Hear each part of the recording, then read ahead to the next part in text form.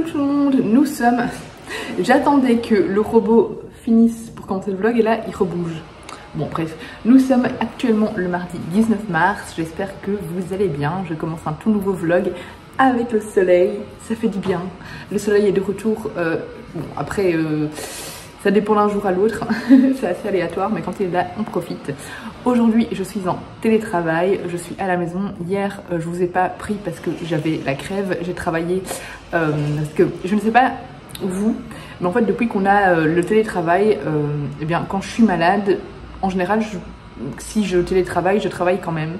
Ce qui n'est pas toujours bien parce qu'en fait on a quand même besoin de se reposer, mais bon, hier comme j'ai travaillé, aujourd'hui ça va beaucoup mieux. Donc voilà, je suis en télétravail à la maison. Hier j'ai reçu 4 choses, hop, dans ma boîte aux lettres. Alors j'ai d'abord reçu la règle de 3, c'est en fait une duologie manga. Je l'ai déjà lu hier. En fait, je suis toujours dans ma lecture de Chronique du pays des mers de Elisabeth von Arburg, que je lis en lecture commune avec Alex Bouquin Prada, qui a organisé cette lecture commune pour les inscrits sur son Patreon, Patreon on va dire. J'aime beaucoup, mais vu qu'hier je suis arrivée du coup à la partie 2, j'ai décidé de faire une petite pause et de lire un peu mes services presse. Et vu que j'ai reçu donc ces 2 mangas et d'autres choses, eh bien j'ai eu envie de les lire. J'avais vraiment envie de lire des mangas hier soir et je les ai dévorés, j'ai adoré. En fait ici on est au Japon et on suit un trio d'amis, enfin on suit d'abord 2 amis. 2 amis garçons qui se connaissent depuis tout petit et voilà, ils ont vraiment une amitié solide, mais une fois rentrés à l'université ils vont rencontrer une fille et tous les 2 vont être amoureux de cette fille et un des 2 va sortir avec elle. Et en fait c'est ça, c'est la partie dans le passé et on a une partie dans le présent où un des 3 est décédé. Et on a son fils qui va débarquer et en fait ça va leur rappeler des souvenirs. Au moment du décès d'un de ces 3 amis, ils avaient déjà perdu contact, ils s'étaient éloignés tout simplement. Parce que devenus adultes, parce que la vie, voilà. Et en fait ça nous parle du coup de ce triangle amoureux, de cette jolie amitié. C'est un triangle amoureux pas du tout lourd, c'est un triangle amoureux vraiment sans conflit, sans... Après, il y a des non-dits, il y a quand même un sentiment de culpabilité par rapport aux 2 qui sont mis en couple, qui ont l'impression d'avoir un peu lâché leur ami, qu'ils ont l'impression qu'ils s'est enfoui par leur faute et qu'il y a pas mal de non-dits. Mais en fait, on va découvrir au fur et à mesure des pages que c'est un triangle amoureux vraiment très léger, qui fait du bien, qui se repose sur des instants de bonheur, qui a des bases très fortes, voilà. L'amitié avant tout, c'est léger, c'est tendre, c'est nostalgique, c'est bienveillant, c'était beau, c'était doux, on se laisse complètement emporter par ce manga, cette duologie. Vraiment c'était une très belle histoire, ça c'est le 1 et l'autre c'est le 2. Je me suis vraiment laissée emporter par cette histoire, j'ai vraiment beaucoup aimé, je trouve que c'est très solaire. Voilà, je vous le conseille, c'est une petite duologie en plus, parce que souvent les sagas manga on part sur plein de tomes, ici voilà c'est fini, et c'était vraiment génial. Ensuite, j'ai reçu dans ma boîte aux lettres, là je ne l'ai pas encore lu par contre, Perséphone de Benjamin Carteret, le robot se moque de moi. Perséphone de Benjamin Carteret, qui est donc une réécriture du mythe de Perséphone, et je l'ai reçu dédicacé, donc je suis trop contente. Celui-là je vais essayer de pas trop le laisser traîner. Et j'ai reçu une BD, j'ai reçu Fragile de Mathilde Ducrest, donc chez Casterman, l'autre c'était Charleston, et puis les 2 mangas c'est Casterman. Je vais essayer aussi de la lire assez vite, peut-être aujourd'hui, on verra bien, parce que comme je vous ai dit, elle a l'air super belle, elle a l'air super belle. Comme je vous ai dit, j'essaye de donner priorité à... Quand je reçois un graphique, de les lire assez rapidement pour pas les laisser traîner, parce que moi ils s'accumulent un peu trop vite. Bref, je vais retourner travailler et je vous reprends tout à l'heure. J'ai oublié de vous dire que ma lecture en cours en audio, c'est La fille qui prenait les armes de Amy Harmon. Charleston développe de plus en plus leur parution en audio et donc il est déjà disponible sur Audible, du coup je l'ai pris. Je crois que c'est une exclusivité Audible celui-là. Ah mais non, c'est dans le Charleston audio, donc non. Je sais pas par exemple s'il est sur Prose et tout ça, faudrait que je regarde. Mais du coup voilà, celui-là il nous plonge en pleine guerre de l'indépendance aux États-Unis, donc dans les années 1700. Ça commence en quelle année? Ce robot se fout de moi.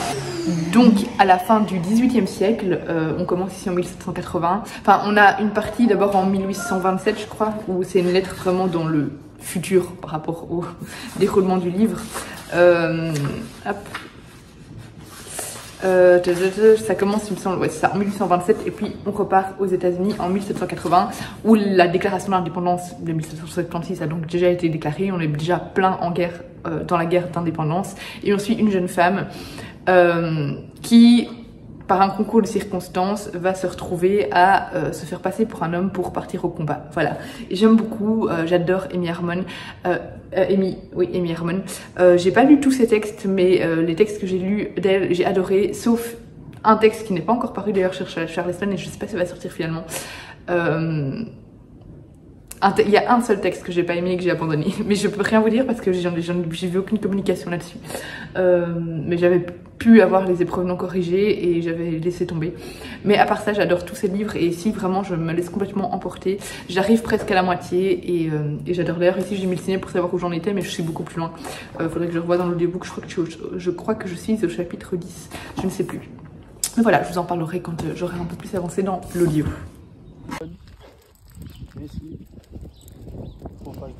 Je m'apprête à aller courir. Je ne sais pas du tout ce que ça va donner, vu que je suis pas allée courir depuis un siècle. J'ai mon nez bouché, j'ai mal de gorge. Et comme je vous ai dit hier, j'ai eu la crève et du coup j'ai encore mal aux muscles juste d'avoir été un peu malade. On va voir.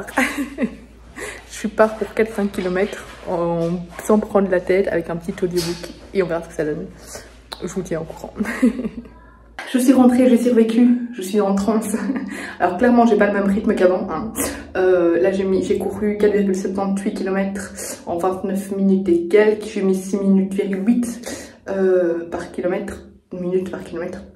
Alors qu'avant j'ai plus dans les 5, 5,20.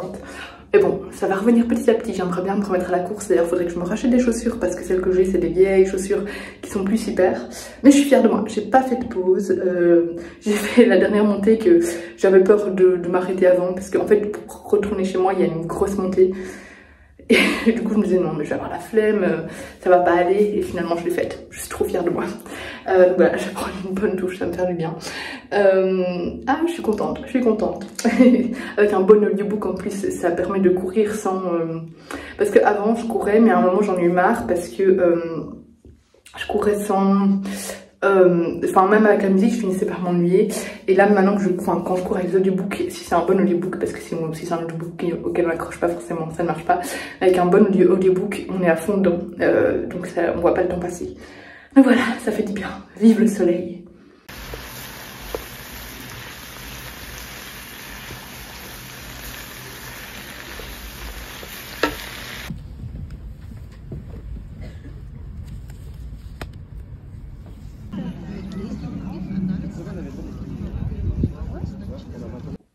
On est désormais mercredi, il est 17 h, j'avais de chouettes colis dans ma boîte aux lettres. Alors d'abord, j'ai reçu 2 livres de chez Albin Michel, donc Émirage de Emma Ferry, elle voulait être la reine de Dubaï, et La malédiction des Kennedy de, donc c'est pas La malédiction des Kennedy le titre, c'est Caroline et John de Stéphanie Desor, je sais pas comment on prononce.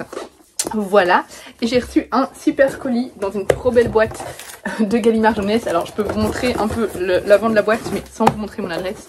Elle était trop belle, donc chez Gallimard Jeunesse, autour de la sortie de Check and Mate de Ellie Hazelwood. Je n'ai encore jamais rien lu de cette autrice, mais j'avais envie de découvrir The Love Hypothesis depuis très longtemps. C'est dans ma wishlist depuis vraiment longtemps, et du coup j'étais trop contente de voir que Gallimard Jeunesse allait nous envoyer le livre, en plus dans un chouette colis, puisqu'on avait... Alors on avait des petits cartons pour combler les trous, mais des petits cartons qui sont juste trop beaux, que je vais garder d'ailleurs. Donc celui-ci et celui-ci. Vraiment, c'est une chouette manière de combler les trous, je trouve. On a le petit communiqué de presse avec un mot de l'autrice. Et il y avait surtout un trop beau mug, avec évidemment l'illustration. Et alors le titre, voilà, trop beau, je suis trop fan. Donc voilà, trop chouette colis, et j'ai bien envie de lire le Ellie Hazelwood ce soir. J'ai bien avancé, je suis arrivée à la partie 3 du Pays des Mers.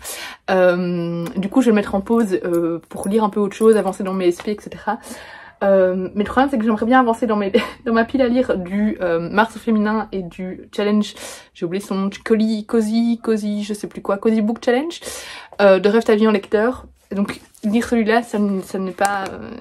je crois que je vais attendre. Je vais avancer d'abord dans le livre de mon challenge. Soyons raisonnables. Mais vraiment, j'ai envie de lire celui-là maintenant. Finalement, j'ai respecté ma palle du Mars au féminin et j'ai sorti Loin du Noir Océan de Astrid Monet parce que je veux vraiment donner un coup de boost. Du coup, je vais sortir les plus rapides. Il fait moins de 300 pages, il est écrit en assez grand, donc voilà. Là, j'ai décidé de pas faire du sport parce que j'ai la flemme. J'en ferai demain à la place. J'ai environ 10-15 minutes avant que mes parents me ramènent Enzo parce qu'on est mercredi, donc c'est eux qui le gèrent. Donc voilà, 10-15 minutes pour lire tranquillement avant qu'il arrive. Et puis ce soir normalement je suis toute seule, enfin il y a Enzo mais il dormira quoi. Mon compagnon n'est pas là donc je vais pouvoir bien avancer, bien avancer dedans. Sur le Patreon d'Alex Bouquin-en-Prada, elle a proposé plusieurs marque-pages pour ce mois-ci, voilà, qu'elle a fait elle-même et qui sont à imprimer. J'en ai choisi 4 parmi mes préférés et c'est chaque dessin est décliné en de plusieurs manières. Donc en fait, c'est souvent soit il n'y a pas de le petit slogan dessus, soit il y en a un, soit il est écrit autre chose, bref. J'ai demandé à ma soeur de m'en imprimer 4 du coup, parce qu'elle a tout ce qu'il faut, elle a un site maternel, donc elle a tout ce qu'il faut pour imprimer ça chez elle, elle a tout imprimé sur du papier cartonné, du coup c'est super quali, et du coup je suis trop contente, ils sont trop beaux. Là je viens de les découper, bon moi je suis pas la pro de la découpe, mais c'est pas grave, ça donne bien.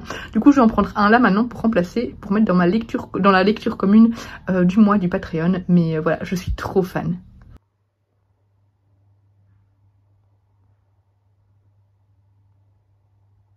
Il y avait le nouveau roman de Heather Morris dans ma boîte aux lettres. Je suis trop contente, j'aime tellement cette autrice. Quand le soleil se lèvera, ici ça nous amène à Singapour en pleine Seconde Guerre mondiale. De toute façon, elle en général ses romans, ça se passe dans la Seconde Guerre mondiale. Mais j'ai vraiment hâte de voir où est-ce qu'elle va nous emmener puisque ça change quand même un peu du contexte de ses romans habituels. Tous les romans que j'ai pu lire d'elle, et je pense que tous ses romans se passaient à chaque fois dans des camps de concentration. Or ici, voilà, je ne sais pas exactement. Ça se passe à Singapour. Ça va parler plutôt du côté japonais de la guerre. Voilà, bref, je vais me lancer dedans les yeux fermés et j'ai hâte de voir où est-ce que ça va nous emmener. Et j'avais également dans ma boîte aux lettres le roman de Aurélie Dupont, N'oublie pas pourquoi tu danses, qui est, il me semble, plus un témoignage. Il me semble que l'autrice était vraiment une danseuse professionnelle et voilà, il me semble que c'est vraiment un livre qui parle d'elle. Voilà, je suis plus sûre à 100%, mais ça m'avait l'air très bien quand je l'ai vu dans le programme d'Albin Michel, donc voilà, j'ai hâte de voir ce que ça va nous réserver. Je viens de recevoir cette superbe BD de Rue de Sèvres. Regardez-moi comme elle est trop belle, j'adore l'image. J'ai hâte de la découvrir parce que les dessins sont juste magnifiques. Elle est trop belle. De toute façon, ils font des BD d'une qualité incroyable chez eux. J'avais pas vu mes Enzo avant qu'on parte, avant que je le dépose à l'école. Il a donné tous ses doudous amicaux. Il est trop chou. Bon, là, on est vendredi et moi, je suis KO aujourd'hui. Je ne vais pas travailler. Je vais aller chez le médecin juste... On n'est pas obligé d'avoir un certificat pour un jour au boulot, mais j'ai envie qu'elle me donne quelque chose parce que j'en peux plus la gorge. Ça me fait hyper mal et il n'y a rien qui soulage. Rien. J'ai essayé plein de trucs, il n'y a rien qui soulage. Et là maintenant en plus je suis complètement, j'ai comme un étau autour de la tête, vraiment ça me fait super mal, j'ai hyper mal à la nuque, etc. Et j'ai zéro énergie, donc je travaille pas aujourd'hui. J'ai un peu trop forcé sur la semaine en sachant que j'étais pas très bien. Et là le dernier jour c'est bon, je lâche. Je laisse tomber, je vais pas travailler. Surtout que normalement je vais aller à Bruxelles aujourd'hui, donc clairement en télétravail peut-être que j'aurais forcé, mais honnêtement je pense pas. Mais aller à Bruxelles, non, c'est pour crever sur place. Bref, du coup aujourd'hui je vais juste rester dans mon canapé. J'ai fini 2 livres, je vous en parlerai tout à l'heure quand j'aurai un peu plus d'énergie. J'ai fini du coup l'audiobook, mais donc j'ai lu physique aussi, La fille qui prenait les armes de Amy Armand, et j'ai fini l'autre livre, l'océan machin chose. Je vous en parlerai tout à l'heure, mais j'ai beaucoup aimé les deux. Donc voilà, là je crois que je vais juste me poser au canapé, lire une petite BD et probablement m'endormir. Je viens de finir cette BD, on est vendredi soir, et j'ai adoré. Franchement j'ai trop aimé. Après il y a un côté très glauque, hein, mais je vous en parlerai un peu plus demain en point lecture du coup. Je vais vous faire un point lecture sur tout ce que j'ai fini. Mais franchement c'était bien, mais par contre c'est très sombre, il faut avoir l'estomac bien accroché parce que voilà, c'est une BD assez qui n'épargne pas les petits êtres fragiles comme les enfants par exemple, voilà. Mais franchement j'ai adoré son petit côté, justement Tim Burton du coup au niveau des dessins et du côté glauque, du côté ouais vraiment du côté ténébreux. On revisite certains contes de notre enfance, mais de façon très affreuse, très horrible, très cauchemardesque, mais vraiment j'ai beaucoup aimé. Donc voilà, je vous en parle un petit peu plus demain, mais comme ça je vous aurai montré quelques planches.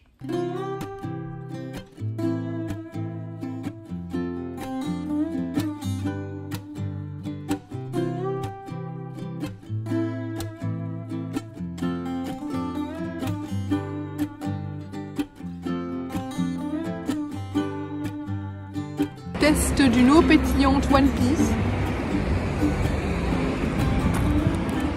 C'est pas mauvais. C'est pas mauvais. C'est bon.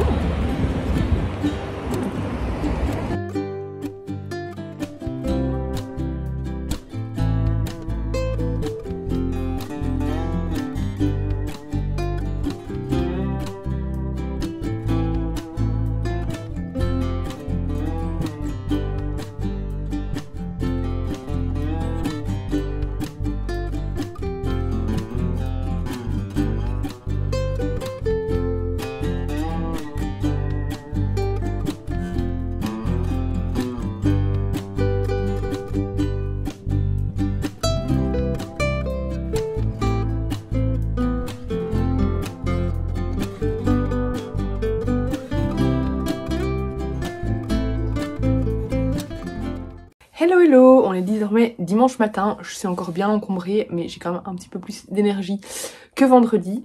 Hier j'ai passé la journée, enfin plutôt l'après-midi, enfin non d'abord le matin on est allé voir pour les alliances avec mon compagnon qui était prête. Donc pour voir si la taille était bonne etc, pour qu'ensuite elle puisse partir à la gravure. Et du coup je vous ai emmené dans un supermarché asiatique qui est à Waterloo, que je n'avais encore jamais, enfin j'étais encore jamais allée dedans, et c'est trop chouette, ils ont plein de trucs. Bon là j'ai pas vraiment pris grand chose, j'ai juste pris un petit porte-clés et une canette de d'eau pétillante aromatisée. C'était bon, à la mangue, et j'avais jamais vu ces canettes manga etc, donc voilà. Je trouvais ça assez chouette. Et bref, après on a fait un petit tour dans Waterloo, et après l'après-midi je rejoignais les filles enfin les demoiselles d'honneur et les témoins de mon mariage à Spie, donc c'est près de Namur, Gembloux etc, pour voir quelques robes de demoiselles d'honneur etc, et pour manger surtout un bout ensemble le soir. Donc voilà, c'était assez chouette. Il y avait notamment Amélie que vous connaissez. Voilà, j'ai passé une très bonne journée malgré ma crève. Ce matin à 11h pardon, j'ai un brunch. Et puis l'après-midi, je vais juste rien faire. Mais donc voilà, j'ai un brunch avec des copines, et puis voilà. Donc là, je vais vous faire un petit point lecture. Je suis en plein audiobook de Thief's Gambit. Franchement, l'audio, il passe super bien. C'est vraiment un livre avec une très bonne dynamique, très haletant. Vraiment, ça me tient en haleine. Et c'est un livre où on est vraiment très concentré dans l'audiobook parce qu'il se passe tellement de choses et on est à fond dedans. Ici on suit une jeune fille du coup qui s'appelle Ross qui fait partie d'une très célèbre famille de voleurs, et un jour quelque chose va foirer, sa mère va se faire attraper par des gangsters on va dire, et elle va trouver une somme énorme en très peu de temps, et du coup elle va rejoindre une épreuve qui s'appelle le trophée. Et le trophée, c'est en fait une épreuve qui rassemble plusieurs voleurs, et le voleur qui gagne le trophée peut faire un souhait, peut émettre un vœu, et ce vœu sera réalisé. Et donc elle, son vœu, ce sera justement de libérer sa mère. Et du coup elle va rejoindre tout un tas de jeunes voleurs de son âge, et il va y avoir plein d'épreuves en fait. Donc le livre c'est vraiment centré sur les épreuves, et voilà, on se laisse vraiment complètement emporter par l'histoire, par les épreuves etc, et c'est assez chouette. Je vous en parlerai du coup vraiment quand je l'aurai terminé. À mon avis là il me reste 2 heures je pense d'écoute. J'ai pas mal de trajets en voiture aujourd'hui, donc je pense qu'il sera fini aujourd'hui. J'ai donc lu Loin du noir océan de Astrid Monet, que j'ai vraiment beaucoup aimé. Dans ce livre on suit Sullivan, j'ai retenu les prénoms. On suit Sullivan qui vient de perdre son jeune frère, Malone. Son jeune frère qui est né hémophile et qui, en plus, vraiment pas de bol, à 4 ans, s'est retrouvé infecté par le sida. Apparemment, et j'étais même pas au courant, mais bon, c'est quelque chose qui date d'avant ma naissance. En fait, dans les... il y a eu tout un scandale sur la contamination de pochettes de sang, donc de dons du sang que on injectait du coup aux personnes qui en avaient besoin, mais notamment les hémophiles. Et du coup, il y a beaucoup d'enfants hémophiles qui ont été contaminés par le sida à cause de pochettes de sang contaminées qu'on leur injectait. Et du coup, son jeune frère est mort à l'âge de 17 ans, si je ne me trompe pas. Et du coup, Malone va décider de réaliser un de ses rêves, un des rêves de son frère, du coup, Sullivan, j'ai dit Malone, Sullivan, j'ai le cerveau en compote. Hein. Sullivan décide de réaliser un de ses rêves de son frère et c'est de partir à Barcelone, voilà, pour il ne sait pas combien de temps. Et on voit qu'il est très abîmé parce qu'il est arrivé à son frère, qu'il est extrêmement triste, enfin il est vraiment mal, et du coup il vit il est à Barcelone, mais voilà, il a l'esprit très embrumé par son deuil. Et on voit en parallèle, on voit ses relations avec ses parents également, et notamment en fait, du coup il y a ses parents et lui, ils vivent leur deuil d'une manière extrêmement différente. Donc lui, il va fuir tout en essayant de vivre pour son frère, mais tout en essayant de se trouver lui-même parce qu'il est complètement perdu. Sa mère, elle va être à fond, elle va noyer son deuil dans le combat devant les tribunaux pour essayer d'obtenir justice pour son fils qui a été infecté alors que les médecins, le gouvernement et tout étaient au courant et qu'ils ont continué à faire diffuser ces pochettes contaminées alors qu'ils savaient qu'elles étaient contaminées par le sida. On est vraiment à ce moment-là au tout début du sida, donc c'était encore assez inconnu, donc enfin voilà, on voit vraiment que c'était une maladie à ce moment-là qui était vraiment pas... ils savaient pas trop comment ça se diffusait, etc. Donc voilà, et ça j'ai trouvé très intéressant d'ailleurs parce que j'ai appris plein de choses sur le sida parce que moi je suis née quand ça se calmait déjà un petit peu. Après à l'école on a eu des trucs qui nous parlaient du sida, etc. Mais maintenant il faisait pas aussi peur qu'à ce moment-là. Le sida c'était surtout dans les années 80 et moi je suis née dans les années 90, donc c'était déjà quand même 10 ans après. Donc voilà, quand je suis née, ils avaient déjà eu le temps d'accumuler du savoir sur le sida, et moi quand j'ai grandi, forcément c'était déjà quelque chose qui était un peu plus maîtrisé entre guillemets, donc j'ai pas une connaissance très forte sur le sida, donc j'aime bien me renseigner là-dessus. Donc voilà, donc on a cette mère qui est vraiment elle dans la justice, dans l'idée d'obtenir vengeance et d'obtenir une justice pour ce qui est arrivé à son fils.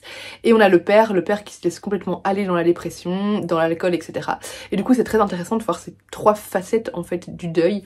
Et ce livre était tellement bien écrit, c'était vraiment bouleversant, très triste, assez révoltant, ça vous prend aux tripes et je l'ai vraiment beaucoup aimé, je peux que vous le conseiller, c'était juste très beau.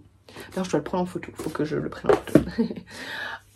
Ensuite j'ai lu Hirayasumi de tome 3 que j'ai beaucoup aimé. J'aime beaucoup cette saga de manga qui est très lente, il se passe finalement pas beaucoup de choses dans un tome, mais justement c'est une lenteur qu'on apprécie. Ça nous permet vraiment de nous poser et de rentrer dans le quotidien de ces personnages et de juste respirer, et ça fait vraiment du bien. Donc ici on suit un jeune homme et sa cousine qui habitent ensemble. En fait, en gros, dans le tome 1, le jeune homme hérite d'une maison d'une vieille personne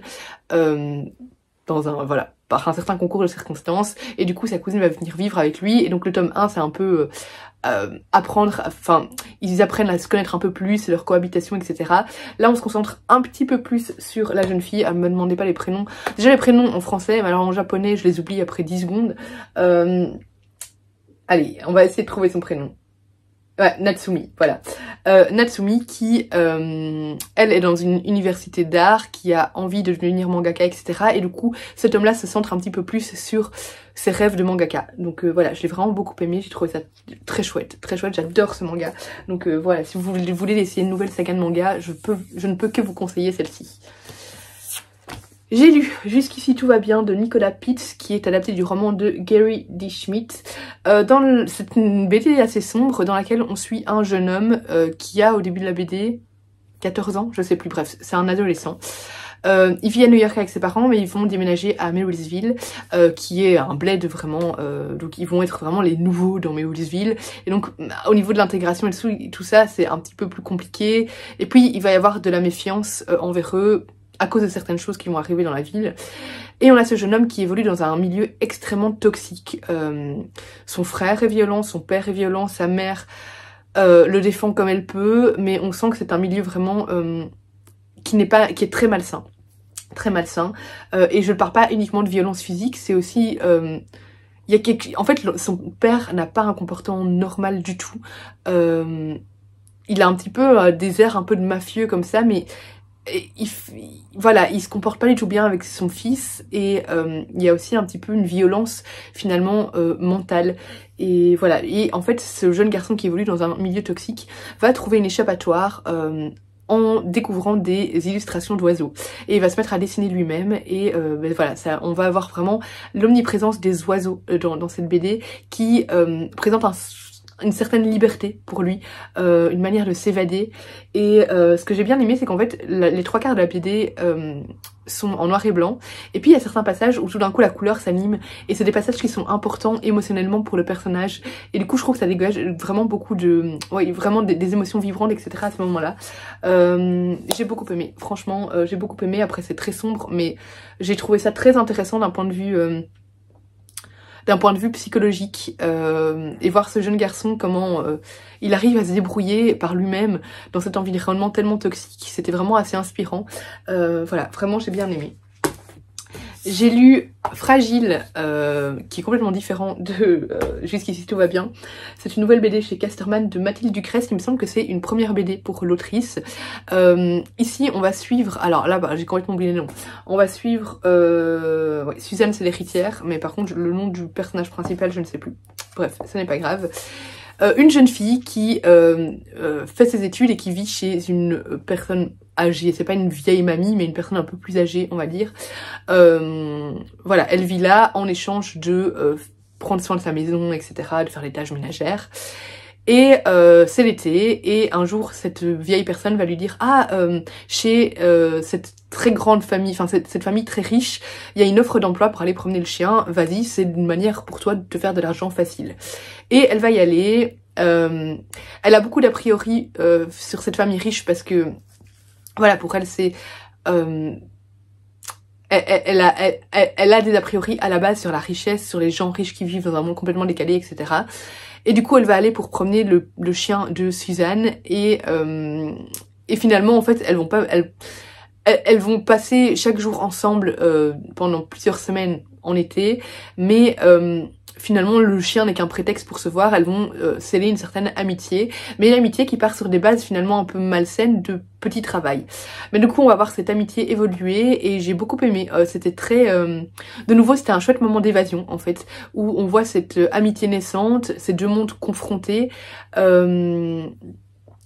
et on se laisse complètement emporter par les pages.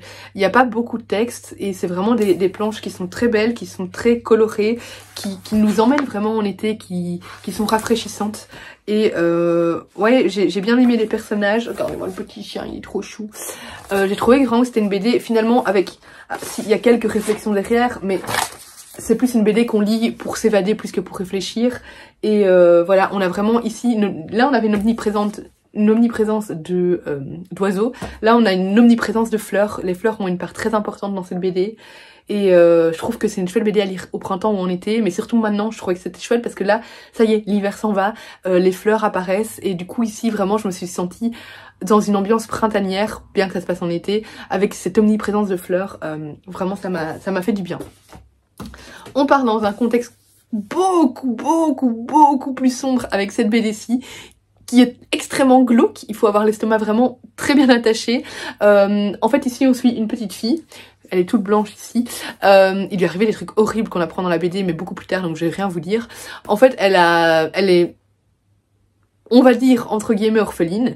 Disons qu'elle est toute seule, c'est une jeune fille, et elle va rejoindre un groupe d'autres enfants / adolescents pour tenter un peu de survivre ensemble. Et puis un jour elle va partir chercher de l'eau au puits, et en revenant elle voit que cette étrange créature est en train de kidnapper ses amis. Ses amis ont vraiment été emportés dans un grand sac et elle va essayer de les sauver. Sauf que en les sauvant, elle va se retrouver emmenée elle aussi par cette créature et elle va être emmenée au pays des ogres. Après il y a plein d'autres créatures, il n'y a pas que les ogres, mais voilà, dans les cuisines des ogres pour être cuisinée. Mais vraiment quand je vous dis que c'est hard, donc il y a des enfants qui finissent hachés quoi. Je préfère prévenir. Donc voilà, elle va réussir à s'échapper de cette cuisine et elle va du coup essayer de s'intégrer dans les bas-fonds en fait des cuisines, dans ces endroits où on fait cet endroit où on fait la vaisselle, et elle va se faire des nouveaux amis, etc. Et elle va essayer de libérer ses quelques amis survivants. Et du coup on entre vraiment dans ce monde des ogres, mais c'est vraiment très cauchemardesque comme ambiance.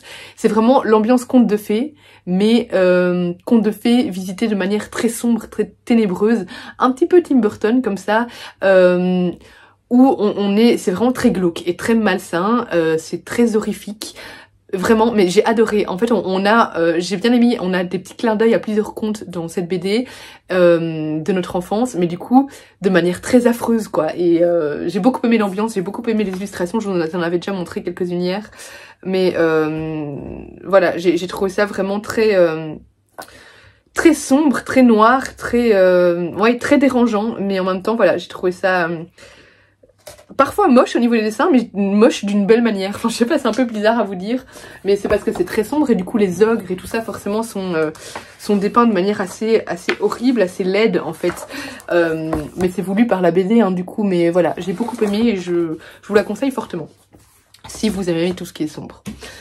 Et enfin, j'ai donc terminé l'audiobook de La fille qui prenait les armes de Amy Harmon, que j'ai vraiment beaucoup aimé. Ici, on est en plein la guerre d'indépendance aux États-Unis.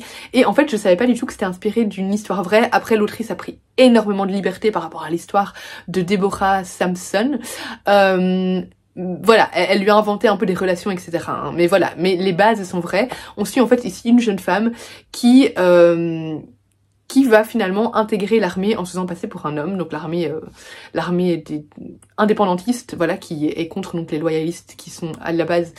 Bon, je pense que vous avez le contexte de la guerre d'indépendance, mais donc on a les indépendantistes contre les Anglais, de manière très résumée, hein, contre la couronne anglaise en fait. Et elle va rejoindre l'armée, et du coup on va la voir rejoindre l'armée. Parfois c'est pas toujours très réaliste je trouve, mais pourtant finalement c'est inspiré de faits réels, donc voilà. Mais j'ai beaucoup aimé, je trouve qu'il y a vraiment un élan très féministe dans cette histoire, cette envie de parler de cette femme qui a existé et que finalement on ne connaît pas, en tout cas dans le pays on la connaît pas, ou très peu. Et de montrer que ben voilà, il y a des femmes qui ont joué un rôle dans l'histoire et elle fait partie de ces femmes qui ont joué un rôle, qui ont rejoint l'armée à une époque où les femmes ne pouvaient pas rejoindre l'armée, et j'ai trouvé ça vraiment très inspirant, très bien écrit, très fluide. J'aime beaucoup Amy Harmon et elle nous embarque complètement dans l'histoire et j'ai beaucoup aimé découvrir le portrait de cette femme là et j'ai trouvé ça vraiment très intéressant. Je vais vous arrêter parce que ça fait déjà 16 minutes que je parle et j'aimerais bien lire un petit peu avant de partir au brunch ou bien dormir un petit peu encore, je ne sais pas, on verra. Mais voilà, du coup je vous reprends dans la journée.